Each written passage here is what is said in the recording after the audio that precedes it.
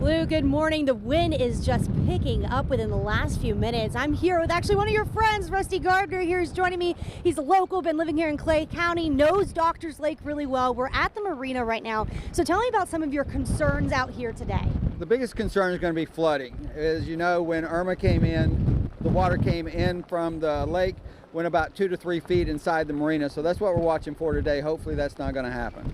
With this wind earlier this morning, we're seeing it push it and kind of make these big waves into the parking lot. Obviously, we're heading more into low tide now, but you're saying you're going to stick around a little bit, maybe around high tide today. What are you expecting to see around high tide?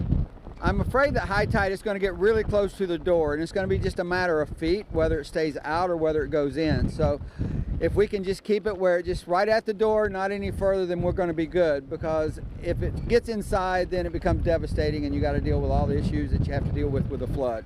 And Doctors Lake Marina, you're telling me this is the only marina on the lake.